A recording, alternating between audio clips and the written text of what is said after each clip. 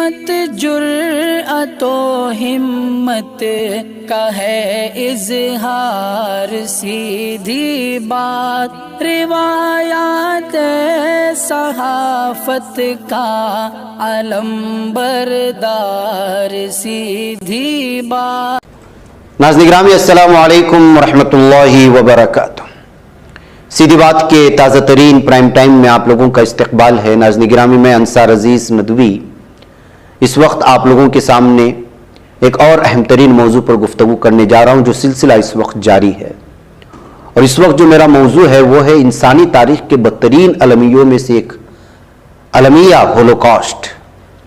دراصل DW میں جوتوں کا ایسا پہاڑ جو ہزارہ مقتول بچوں کی واحد نشانی ہے کہ عنوان سے ایک مضمون شائع ہوا تھا، یہ نازی اذیتی کیمپ میں قتل کیے گئے 8000 بچوں کی جوتے تھے، جس کو مقتولین کی یادگار کے طور پر رکھے گئے تھے۔ اسی کو جو ہے انہوں نے پیش کیا اور کچھ لوگوں کی یادداشت کو جو ہے قلم بند کرنے کی کوششیں ہوئی تھی، تو سوچا کہ اس کی تفصیلات آپ لوگوں کے سامنے رکھوں، اس لیے کہ ممکن ہے ہولوکاسٹ جیسی تصویر آج ہمیں زمانے میں نظر نہ آ رہی ہو، لیکن ایک ہی قوم کے لوگوں کا آپس میں لڑنا، ایک ملک کا دوسرے ملک پر قبضے کے لیے جس طرح سے جو اس وقت انسانی جانوں سے کھیل کھیلا جا رہا ہے، اسی طرح کی تصویر بنتی نظر آ رہی ہے۔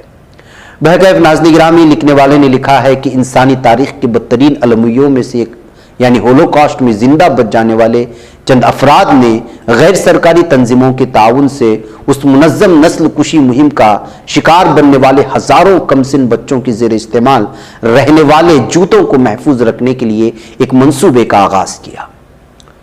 صرف اسی ایک نازی اذیتی کیمپ میں ہلاک کیے گئے 8000 بچوں کی جوتے بدنام زمانہ آوشوٹس برکیناؤ کے کیمپ میں ان ہلاک شدگان کی یادگار کے طور پر رکھے گئے ہیں۔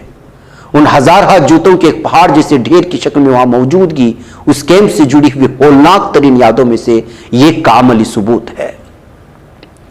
اس وقت 92 سالہ یری پنسکر درجنوں بار اپنی زندگی کی کہانی سنا چکے ہیں، لیکن جب وہ ان مقتولین کی طرف سے اپنے پیچھے چھوڑے گئے جوتوں کے بہت بڑے ڈھیر کو دیکھتے ہیں، جنہوں نے نازیوں کے زیر قبضہ جنوبی پولینڈ میں آوشوٹس برکیناؤ کی کیمپ میں داخل ہوتے ہوئے اپنی زندگی کے آخری قدم اٹھائے تھے، تو پنسکر کی آنکھیں ہر بار آنسوؤں سے بھر جاتی ہیں۔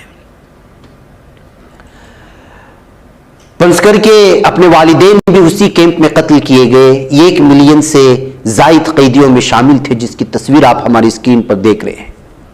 ان لاکھوں مقتولین میں پنسکر کے اپنے 6 بہن بھائی اور تقریباً 2,30,000 بچے بھی شامل تھے۔ پنسکر کے خاندان کو، جس میں ان کے 2 بڑے بھائی بھی شامل تھے، ٹرانسلوینیا میں ان کے گاؤں سے خام تیل لانے والی ایک ریل گاڑی میں بھر کے بہت سے دیگر قیدیوں کے ساتھ 5 دن تک کھانے اور پانی کے بغیر سفر کروا کر آوشوٹس کے نازی اذیتی کیمپ میں پہنچایا گیا تھا۔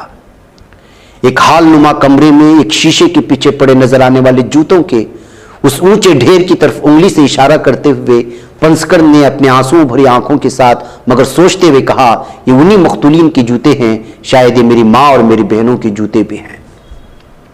جب نازی محافظوں نے اس کیمپ میں نئے آنے والوں کو ایک دوسرے سے الگ کیا اور کچھ کو غسل کے لیے تیار ہونے کا کہا، تو اس دوران پنسکر اپنے والدین سے الگ ہو جانے کے باعث ان جیسے انجام سے بچ گئے۔ اس دن کی سحپیر یاد کرتے ہوئے پنسکر کی آواز رند گئی۔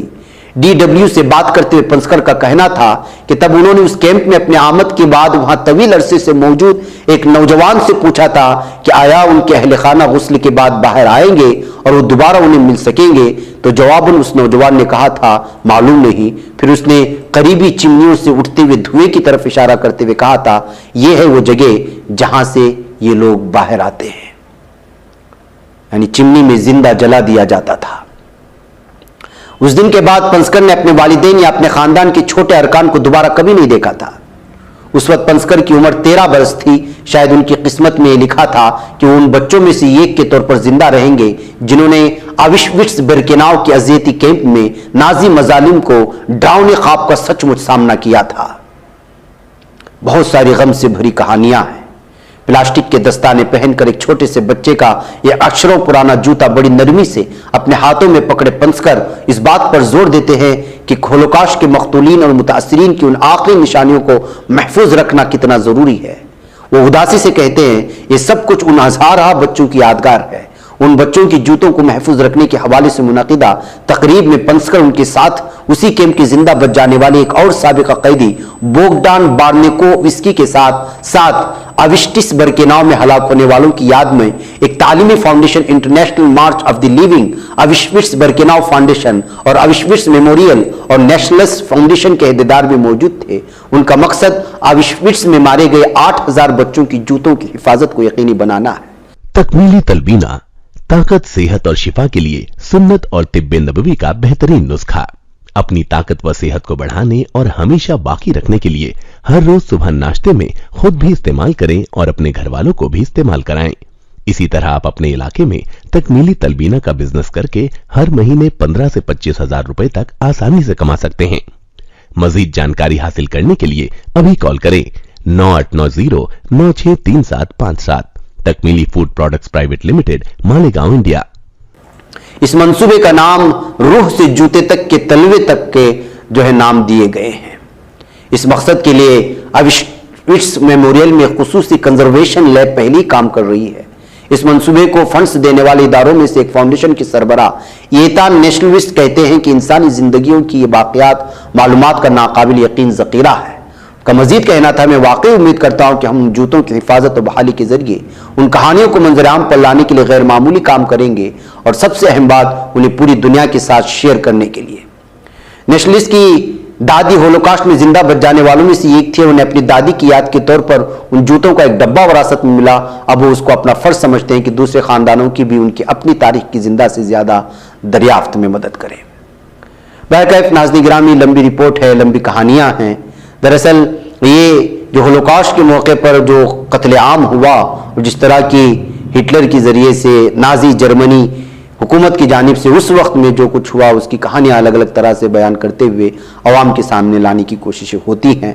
بہرکیف ناظرین گرامی، جس قوم کے ساتھ بھی ظلم ہوتا ہے، لہٰذا آج کل کے دور میں ان کہانیوں کو دوبارہ دہرانے کی ضرورت ہے کہ اس وقت جو ہے ظلم و ستم ہوا عوام پر، انسانیت پر، اسی طرح آج کچھ اور شکل میں لوگ ظلم کرنے کے لیے تیار بیٹھے ہوئے ہیں، اور ظلم کرنے کا طریقہ کار بھی بدل چکا ہے۔ بہرکیف ناظرین گرامی، مجھے یہاں پر اجازت دیں، انشاءاللہ پھر آپ لوگ سے ملاقات ہوگی۔ السلام علیکم ورحمۃ اللہ وبرکاتہ۔